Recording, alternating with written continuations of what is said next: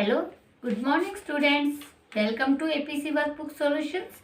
Today we learn lesson 22 of your US workbook. It is the last of your workbook. Its title is On the Move Again.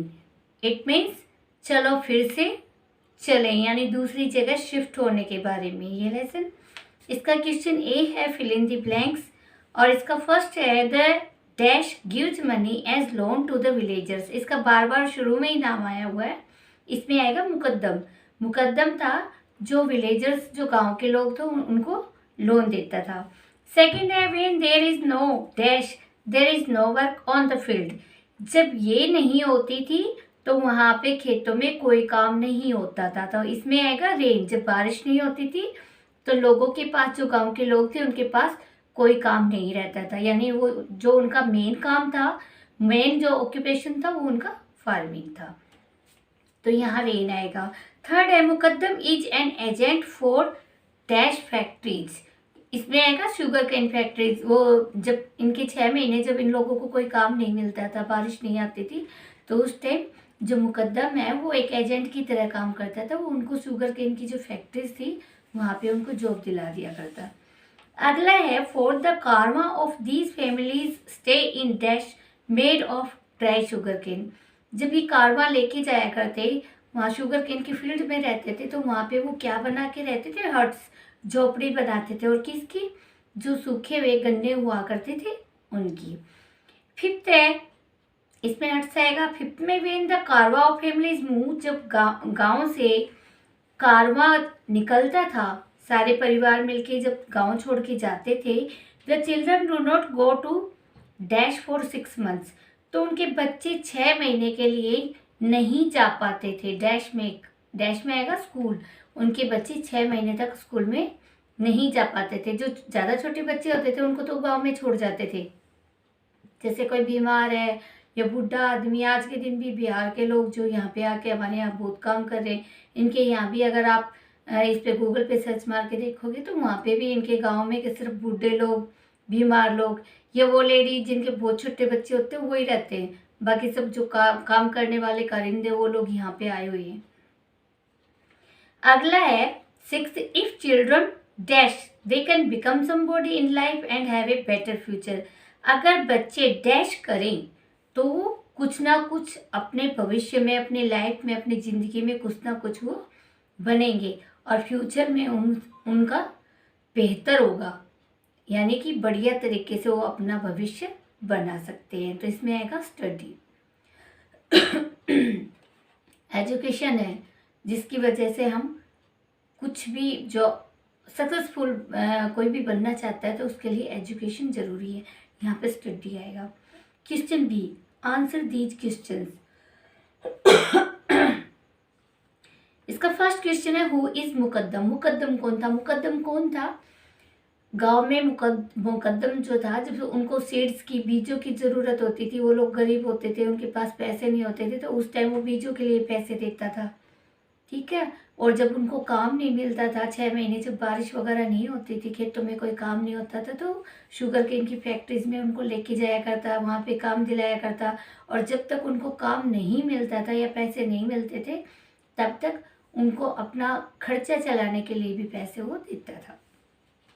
तो इसका answer आएगा an agent who lends money. वो agent जो उनको रुपए उधार देता था। Is agent for sugar cane factory, और जो शुगर केन की फैक्ट्री का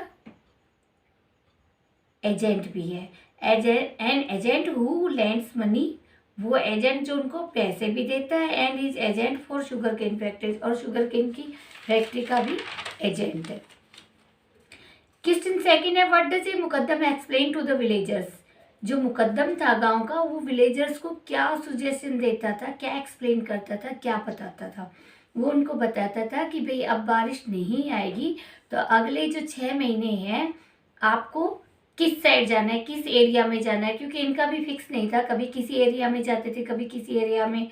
तो उनको बताता था भाई अब की बार आपको इस शुगर केन की फैक्ट्री के आसपास आपको जाना है। तो वहाँ जो खेत होते थे वहाँ से वो शुगर केन की जो पुलियाँ वगैरह थी वो बांधते थे और फिर फैक्ट्री में लेके जाया करते, वहाँ पे काम किया करते। तो इसका आएगा ही explains in which areas they would go for the next 6 months. He explains, वो बताता था इन विच एरियाज, किन एरियाज में दे वुड गो, उन्हें जाना होगा फॉर द नेक्स्ट 6 months, अगले 6 महीनों के लिए. इसका थर्ड है व्हाट डू विलेजर्स डू, गांव के लोग क्या करते हैं when there is no rain, जब वहाँ पे बारिश नहीं होती, and no work on the fields, और खेतों में कोई काम नहीं होता है, क्या करते हैं वो. अभी इससे पहला जो क्वेश्चन आया था 6 महीने के लिए शुगर केन की फैक्ट्री में जाके जॉब करते हैं, तो इसमें वही आंसर आएगा, they work in sugar cane factories, वो शुगर केन की फैक्ट्रीज में काम करते हैं. अगला क्वेश्चन है fourth, why are the ill and old people left behind in villages. गांव में जो लोग बीमार होते थे या बुढ़े होते थे उनको गांव में वहीं क्यों छोड़ दिया जाता था. When the younger people live for a few months to earn money, जब जो यंगर पीपल होते थे, जो जवान लोग होते थे, वो गांव को छोड़ के जाते थे काम करने के लिए, कुछ महीनों के लिए, पैसा कमाने के लिए, टू अर्न मनी, पैसा कमाने के लिए. तो गांव में बीमार लोगों को, बुढ़े लोगों को क्यों छोड़ जाते थे, क्योंकि बेटा उनकी ऐसी जॉब तो थी नहीं कि वो उनको साथ में भी रखे और उनका खर्चा भी उठा पाए. गांव में सब कुछ उनका खुद का तो होता है कम से कम. अच्छा, गांव में क्या होता है, जो गांव में छोटे बच्चे वाली जो लेडीज है उनका ख्याल रखने के लिए भी चाहिए. तो जो बूढ़े बड़े आदमी होते थे उनके कैटल्स के, उनके जो पशु वगैरह होते थे उनका भी ध्यान रखते थे. घर में जो लेडीज रह गई हैं, छोटे बच्चे रह गए, तो उनकी केयरिंग के लिए भी कोई चाहिए ना. तो जो बीमार होता था वो तो वैसे भी बूढ़ा आदमी है, बीमार आदमी है, वैसे भी कोई काम तो कर नहीं पाएगा. खेतों में तो गर्मी इतनी होती है और झोपड़ी बना के रहना पड़ता था, तो ये उनको वहाँ पे नहीं लेके जाया करते. फिर भी ये लोग भी उनके काम ही आते थे. As they are not able to move and stay at fields, क्योंकि उनमें इतनी एबिलिटी नहीं है, वो इतने समर्थ नहीं है कि वो वहाँ से निकलें और खेतों में रहें. Old peoples take care of house ladies, जो ओल्ड पीपल होते हैं वो केयर करते हैं हाउस लेडीज, घर में रहने वाली औरतों की, चिल्ड्रन, उनके छोटे बच्चे होते हैं उनकी, एंड कैटल्स, और उनके पशुओं की. तो केयर करने के लिए भी चाहिए ना कोई बुजुर्ग.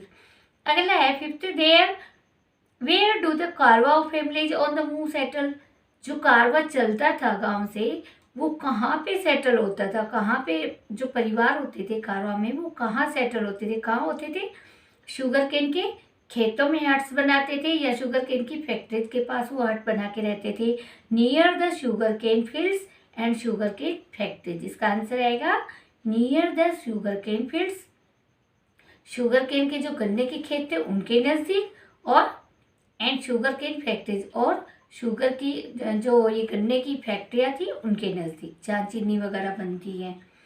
अगला क्वेश्चन सी है, think and answer, give reasons, इन्हें सोचो और उत्तर दो, कारण बताओ.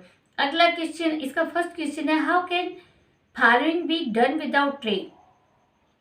जैसे इसमें क्या आया कि 6 महीने जब बारिश नहीं होती तो उन बेचारों को गांव को छोड़ के जाना पड़ता था. अब आपको ये बताना है कि अगर रेन ना हो तो फार्मिंग हो सकती है, अगर हो सकती है तो उसका कारण बताओ, रीजन बताओ. It can be done by using new methods of irrigation, बिल्कुल हो सकती है, क्योंकि आज के दिन इतने सारे मेथड चले हुए हैं जिनसे हम खेतों में सिंचाई करके अपने खेतों में फसल उपजा सकते हैं. तो इसका आंसर फिर से रिपीट कर रही हूँ, it can be done by using new methods of irrigation. Irrigation का मतलब सिंचाई करना, पानी देकर खेतों में. अगला क्वेश्चन है, why does everyone borrow money from the मुकद्दम, हर कोई मुकद्दम से पैसे क्यों उधार लेता था, क्यों, क्योंकि शुरू में तो जब वो खेती करते थे तो उन बेचारों को सीड्स के लिए पैसे चाहिए, उसके बाद उनको जो अपनी बेसिक नीड्स थी उनको पूरा करने के लिए कपड़े हैं, रोटी है, खाना तो सबको चाहिए ना, तो उसके लिए भी उनको रुपया उधार लेना पड़ता था टू मीट देयर एक्सपेंसेस. ठीक है, तो इसका फर्स्ट पॉइंट मैंने लिखा है टू बाई सीड्स, बीज खरीदने के लिए, और सेकंड लिखा है to meet their basic needs. Basic needs या एक्सपेंसेस, आप दोनों चीज़ें लिख सकते हो. बेसिक नीड्स का मतलब अभी मैंने बताया, कपड़े, खाना, ये चीज़ें आ जाती है, और एक्सपेंसेस लिखोगे तो उसमें खर्चा पानी आ जाएगा, बात वही है. टू मीट देयर एक्सपेंसेस या to meet their basic needs. अगला क्वेश्चन 3 है, why the children of communities, why the children of communities, समुदाय के जो बच्चे हैं that are on the move, जो घुमंतु जीवन जीने के लिए निकल पड़े बेचारे, उनके साथ घूमते हुए निकल पड़े फॉर 6 मंथ, 6 महीने के लिए, are not able to go to school, school में नहीं जा पाएंगे। बिल्कुल सही बात है, वो स्कूल में कैसे जाएंगे, क्योंकि स्कूल तो उनका गांव में है और वो रहने के लिए कहाँ चलेंगे, खेतों में। और उनका ये भी फिक्स नहीं होता किस एरिया में उनको जाना, वो भी मुकद्दम बताया करता भाई इस एरिया में जाना है, तो वहाँ पे उन बेचारों को स्कूल में कैसे पढ़ाई होगी। तो इसका आंसर अब मैं आपको बता रही हूँ, as they have to go in other areas for far away from their village, as they have to go in other areas far away from their village, क्योंकि उनको अपने गांव से दूर अलग एरिया में जाना पड़ता था। And areas are also not fixed, और जो एरिया होते थे वो भी फिक्स नहीं हुआ करते, दे आर ऑलवेज डिफरेंट, वो हमेशा अलग होते थे। कभी किसी साइड लेके जाता था मुकद्दम, जहाँ पे उसको काम लगता था कि भी इतने सारे लोगों को काम मिल जाएगा, वो वहाँ पे उनको ले जाया करता। अच्छा, कुछ खेतों में काम करते थे, कुछ फैक्ट्री में काम करते थे, वहाँ भी फिक्स नहीं था, कोई खेत में काम कर रहा है और कोई फैक्ट्री में काम कर रहा है। अगला क्वेश्चन डी है, farmers depend on rain for growing crops, farmers जो है वो डिपेंड करते हैं रेन के ऊपर, क्योंकि रेन अपना सबसे मतलब हर किसी को जो रेन होती है हर किसी को मिल जाती है, चाहे गरीब हो चाहे अमीर हो, तो रेन तो सबसे कॉमन है। तो ये बोलते हैं सारे फार्मर्स इस पर डिपेंड करते हैं, पहले ज़्यादा करते थे अब कम करते हैं। Rain is the main source of water for them, rain उनका सबसे बढ़िया सोर्स है, क्योंकि देखो स्प्रिंकल भी नहीं करना पड़ता, अपने आप ही बारिश जब होती है चारों तरफ अपने आप ही पानी फैल जाता है। If there is no rain, अगर रेन हो ही ना, बारिश हो ही ना, how will they grow crops, तो फसल कैसे उगाएंगे। सजेस्ट सम अल्टरनेटिव्स, आपको इसके लिए कुछ अल्टरनेटिव बताने। अब इसके आंसर मैं 2 लिखवा रही हूँ। पहला तो मैंने सारे मेथड्स बताए और जो सेकंड है उसको मैंने थोड़ा इजी वे करके बताया। फर्स्ट है, yes they will grow crops by using irrigation methods, हाँ वो फसल को उगा सकते इरिगेशन मेथड्स को यूज करके, सिंचाई के साधनों का प्रयोग करके, जैसे स्प्रिंकल मेथड्स। स्प्रिंकल्स में क्या होता है, पानी को छिड़क दिया जाता है, या आजकल तो स्प्रिंकलिंग के आपने देखा होगा फव्वारे चले होते हैं खेतों में, वो वाला मेथड। दूसरा ड्रिप मेथड, यानी कि जो क्रॉप्स उगी हुई है उनकी जड़ों में पानी पहुंचा देना। उसके बाद है सरफेस इरिगेशन, इसमें क्या होता है, पानी को खेत के एक हिस्से में जो थोड़ा सा ऊंचाई पे होता है उस पर छोड़ दिया जाता है, वो पानी बहता बहता पूरे खेत में फैल जाता है। अगला है बेसिन इरिगेशन, इसमें नालियां बना दी जाती है और उनके जरिए पानी को एक जगह से दूसरी जगह पहुंचा दिया जाता है। उसके बाद है फरो इरिगेशन, फरो इरिगेशन भी ऐसे ही होता है, उसमें थैलियां वगैरह लगा के उसको ज़्यादा पानी वेस्ट नहीं होता, ये भी सही होता है। उसके बाद है centre pivot irrigation, centre pivot irrigation जो आजकल जो चले हुए हैं ना फव्वारे जो मोटर पंप से चलते हैं उसको बोलते हैं।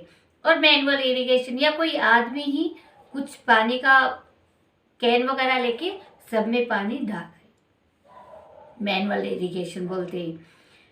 इसका सेकंड मैंने थोड़ा सा इजी करवाया है, दोनों आंसर आप कोई भी आंसर इसमें से लिख सकते हो। दे विल डू इरिगेशन, वो इरिगेशन सिंचाई कर सकते हैं थ्रू वेल्स, कुएं से, कैनल्स, नहरों से, water lifting wheels. Water lifting wheels आजकल तो बहुत कम पाते हैं, इनको पुराने जमाने में रहट बोलते थे, ठीक है।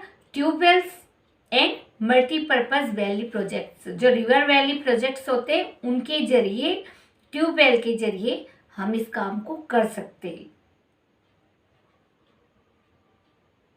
अगला क्वेश्चन है E, what difficulties do families face due to shifting from one place to another.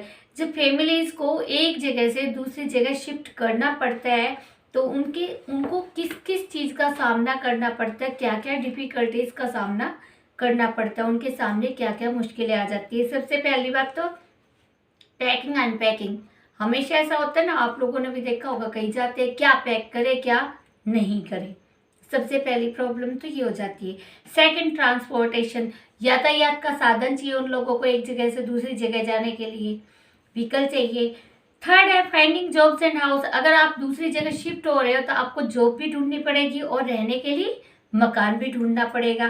Fourth है डीलिंग विद हाउस ओनर्स, सबसे बड़ी बात, हमने हाउस तो ले लिया किराए पे, लेकिन क्या होता है कई बार मकान मालिक ऐसा होता है उसके साथ डील करना बड़ा मुश्किल हो जाता है। फिफ्थ है वाटर सप्लाई, वाटर सप्लाई अच्छी होनी चाहिए जहां आप रहते हो, अगर पानी नहीं आया तो मुश्किल। एंड लेस स्पेस, और कई बार क्या होता है आपका जो स्पेस होता है वो बहुत कम होता है, आपकी फैमिली बड़ी हो जाती है और स्पेस कम हो तो भी प्रॉब्लम आती है। अगला है six, language and education, language अलग हो जाती है कई बार और एजुकेशन सिस्टम भी अलग हो जाता है। लैंग्वेज एंड एजुकेशन सिस्टम, कई बार लैंग्वेज भी अलग होती है और एजुकेशन सिस्टम में भी काफी बदलाव होता है। जैसे आपने उसमें इससे जो पहले लेसन आया था उसमें आया था ना, जतरेया की फैमिली बेचारे सिंदूरी गांव गए थे तब कितनी प्रॉब्लम आई थी उनको। अगला है खेड़ी गांव से गए थे ना सिंदूरी गांव, तो उनको अनवांटेड गेस्ट बोलते थे, टीचर्स पढ़ाते नहीं थे और लैंग्वेज अलग हो गई थी, उनको कितनी प्रॉब्लम उनके साथ क्रिएट हो गई थी। अगला है, आपको सिक्स समझ में आ गया, लैंग्वेज एंड एजुकेशन सिस्टम। उसके बाद सेवंथ है child care can be tough, हम जब दूसरी जगह जाते हैं तो हमें पता नहीं होता वहाँ के लोग कैसे हैं, तो अपने चाइल्ड की, अपने बच्चों की केयर करना भी वहाँ बड़ा मुश्किल होता है, क्योंकि जॉब पे जाएंगे बच्चों को साथ भी नहीं लेके जा सकते, बच्चों की चिंता रह जाती है फिर।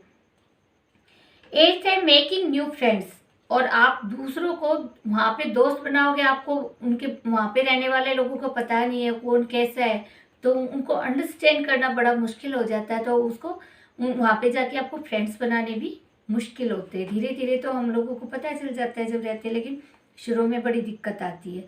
अब है बियॉन्ड द टेक्स्ट के क्वेश्चन। फर्स्ट क्वेश्चन है beside the reasons given in the chapter, chapter में जो रीजन दिया गया है उसको छोड़ के can you give some other reasons, क्या आप और भी कोई कारण बता सकते हो why people shift from one place to another, कि लोग एक जगह से दूसरी जगह शिफ्ट क्यों होते हैं। इसमें क्या कहा है, जो गांव के लोगों के बारे में बताया ना भाई, उनके पास तो गांव में खेतों का काम नहीं होता था, तो उनको शुगर केन फैक्ट्रीज में जाना पड़ता था। इस बात को छोड़ के आपको अलग से कुछ रीजंस बताने जिसकी वजह से फैमिलीज को शिफ्ट करना पड़ता है, लोगों को शिफ्ट करना पड़ता है। सबसे पहला तो ट्रांसफ़र, अगर किसी का ट्रांसफ़र हो जाए तो 100% उसकी जो वहाँ से बदली हो जाती है। सेकेंड है अपग्रेडिंग होम, कई बार क्या होता है हम यूँ सोचते हैं जैसे गांव में रह रहे हैं तो हम सोचते हैं नहीं किसी शहर में जाए बढ़िया सा मकान लें, तो कई बार हम अपने होम को अपग्रेड करने के लिए भी दूसरी जगह शिफ्ट हो जाते हैं। उसके बाद थर्ड है प्रमोशन, प्रमोशन होता है तो भी 100% बदली हो ही जाती है। और प्रमोशन ज़्यादातर ऐसा होता है जब प्रमोशन होता है तो 10 दिन की छुट्टी देते हैं ताकि आप अपना बैगिंग वगैरह लेके लगेज लेके दूसरी जगह शिफ्ट कर सको। कई बार डिमोशन हो जाता है तो भी हमारी बदली हो जाती है। कई बार क्या होता है फोर्थ में फाइनेंशियल डिफिकल्टीज, कई बार आर्थिक जो हमारी आर्थिक स्थिति होती है वो खराब हो जाती है और उसको संभालने के लिए हमें दूसरी जगह जाना पड़ता है। अगला है फॉर जॉब्स, नौकरी के लिए कई बार हमारी नौकरी ऐसी जगह लग जाती है कि हमें अपना जो शहर है या अपना गांव है उसको छोड़ के दूसरी जगह शिफ्ट होना पड़ता है, हम अप डाउन कर नहीं पाते और हमको फैमिलीज को अपने साथ लेके जाना पड़ता है। सिक्स है टू ब्रिंग द न्यू, कई बार क्या होता है आदमी फ्रेश होने के लिए एक जगह से दूसरी जगह शिफ्ट हो जाता है कि भाई यहाँ पे थोड़ा बोरिंग सा हो रहा है तो हम कुछ दिन के लिए कहीं और शिफ्ट हो जाते हैं। उसकी बात है सेवंथ फॉर एजुकेशन, कई बार हमें बच्चों की पढ़ाई के लिए दूसरी जगह शिफ्ट होना पड़ जाता है, क्योंकि बच्चों की जब हायर स्टडीज आ जाती है तो उनके लिए हमें उनकी एजुकेशन के लिए कई बार हम लोगों को शिफ्ट होना पड़ता है। तो ये कुछ रीजंस मैंने आपको बताया, इसके अलावा भी और भी रीजन हो सकते हैं। सेकेंड है गिव सम रीजंस, कुछ कारण बताइए for which people need to borrow money, जिसके लिए लोगों को रुपए उधार लेने पड़ते हैं। इसमें एक हिंट भी दिया है फॉर बाइंग ए कार, जैसे कि कार खरीदने के लिए।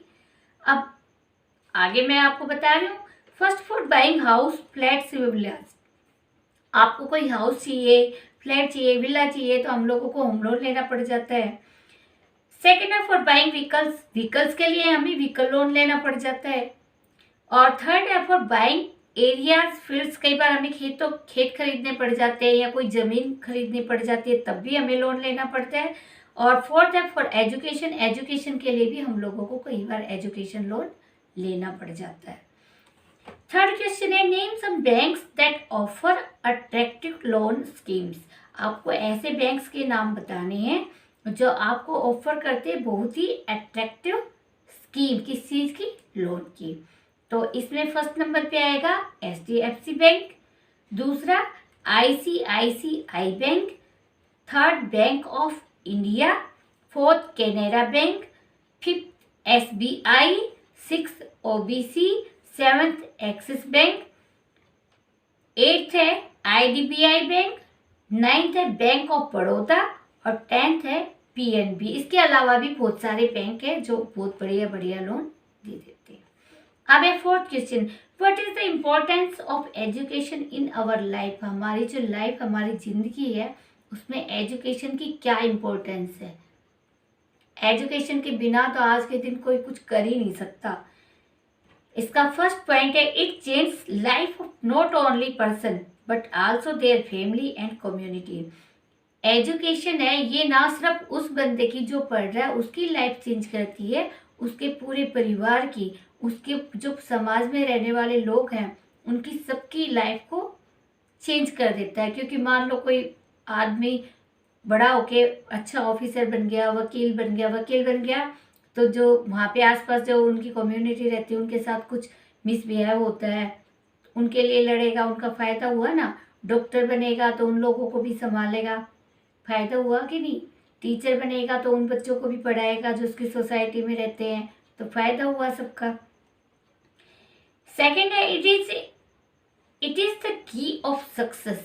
ये सफलता की कुंजी है। ये तो आपके कई बार इनमें भी आता है जब आप ये बनाते हो ना, पोस्टर मेकिंग वगैरह बनाते हो तो स्लोगन लिखते हो, उस पर आता है ना, ये जो एजुकेशन है ये सफलता की कुंजी है, ज्ञान सफलता की कुंजी है।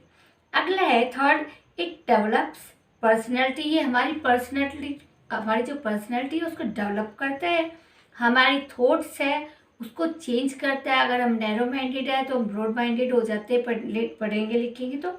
उसके बाद डीलिंग विद अदर्स, दूसरों के साथ डील कैसा करना चाहिए ये भी हमें जब हम पढ़ते हैं तभी हमें पता चलता है। एंड प्रिपेयर फॉर चैलेंजेस, और हम चैलेंज जो हमारी चुनौतियाँ आती है हमारी ज़िंदगी में उनके लिए हम प्रिपेयर हो जाते हैं।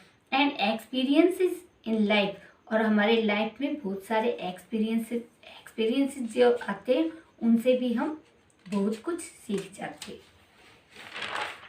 अगला क्वेश्चन है fifth, suppose your family has to leave its home town and migrate to some other town. मान लो कि आपकी जो फैमिली है उसको अपना कस्बा छोड़ के, सिटी विलेज क्या होता है, गांव, और सिटी और विलेज के बीच का हिस्सा जो होता है, बीच की जो चीज़ होती है वो होता है कस्बा, ना वो पूरा शहर होता है ना गांव। मान लो आपको अपना कस्बा छोड़ के migrate to some other town, किसी और कस्बे में जाना पड़े, what difficulties do you think your parents will have to face. आपको क्या लगता है जो मुश्किलें आपके पेरेंट्स को फेस करनी पड़ेगी, किन मुश्किलों का सामना आपके पेरेंट्स को करना पड़ेगा। What change will come in your life, और आपकी लाइफ में क्या चेंज आ जाएंगे। सबसे पहली बात तो वही, जब आपके पेरेंट्स कहीं दूसरे जगह शिफ्ट हो रहे हैं तो वही पैकिंग क्या करें, अनपैकिंग क्या करें, पैकिंग वाली दिक्कत। सेकंड, ट्रांसपोर्टेशन, अगर आपका सामान ज़्यादा है तो आपको गाड़ियाँ भी बड़ी चाहिए, कम है तो उस हिसाब से आपको ट्रांसपोर्टेशन की दिक्कत आती है। थर्ड है हाउस फाइंडिंग, मकान ढूंढने की दिक्कत। फोर्थ है डीलिंग विद हाउस ओनर, अगर आपको मकान मिल गया है तो मकान मालिक के साथ डील करना। उसके बाद है distance of market, school and office problem, आपके साथ क्या प्रॉब्लम हो सकती है। कई बार ऑफिस तो पापा का नज़दीक हो गया, स्कूल आपका दूर हो गया, या दोनों चीज़ें नज़दीक है, मार्केट दूर हो गया, डेली नीड्स की चीज़ें तो आपकी मार्केट से ही आएंगी। तो ये जो डिस्टेंस होती है इन चीज़ों की, ये भी हमारी लाइफ को बहुत ज़्यादा, हमारी लाइफ में प्रॉब्लम क्रिएट कर देती हैं ये चीज़ें भी, अगर डिस्टेंस ज़्यादा हो तो। उसके बाद फिफ्थ लैंग्वेज प्रॉब्लम, वहाँ की लैंग्वेज अलग हो सकती है। सिक्स्थ है जॉब प्रॉब्लम, जॉब की भी, अगर कोई बंदा जॉब ढूंढने के लिए जा रहा हो वहाँ जॉब ढूंढने भी उसको मुश्किल आ सकती है क्योंकि वहाँ का उसको पता नहीं है इतना। अगला है टू मीट एक्सपेंसेस। कई बार ऐसा होता है कि हम जहाँ हमारा होम जो टाउन है वहाँ पे चीज़ें सस्ती होती है और हम दूसरी जगह जाते हैं। शुरू में तो हम लोगों को पता नहीं होता, कई बार दूसरी जगह के सोच के हम लोगों को वो महंगी चीज़ें दे देते हैं और कई बार वहाँ महंगाई होती है तो भी दिक्कत आती है। एट्थ है चाइल्ड केयर एंड सेफ्टी। बच्चे की सेफ्टी करना, उसकी सुरक्षा, उसको सुरक्षित माहौल देना और उसकी केयर करना भी कई बार टफ हो जाता है। और नाइन्थ है to find two friends. Two friends जो हैं वो ढूंढना भी वहाँ पे मुश्किल होता है कि कौन आपका सच्चा मित्र है और कौन आपको बेवकूफ़ बना सकता है। टेंथ है टू अंडरस्टैंड नीबर्स। आपको अपने आस पड़ोस के जो लोग हैं उन पे एकदम से तो विश्वास हो नहीं जाएगा, उनको समझना भी बड़ा मुश्किल होता है। And education system of that area, और उस एरिया का जो एजुकेशन सिस्टम है उसका भी पता करना मुश्किल होता है, क्योंकि कई बार हम बढ़िया स्कूल समझ के एडमिशन दिलवा देते हैं और टीचर्स वहाँ बच्चों की केयर करते नहीं तो भी प्रॉब्लम आ जाती है। ठीक है बेटा, आज आपकी बुक जो है वो मैंने कंप्लीट करवा दी है और मुझे लगता है अगर आप मेरी वीडियो को अच्छे से देखोगे सुनोगे तो आपको 100% आपका कंप्लीट सिलेबस याद हो जाएगा। प्लीज़ आप सबसे पहले मेरे चैनल को ज़रूर सब्सक्राइब करिएगा और मेरी वीडियोस को लाइक और शेयर ज़रूर करना। Okay, thank you.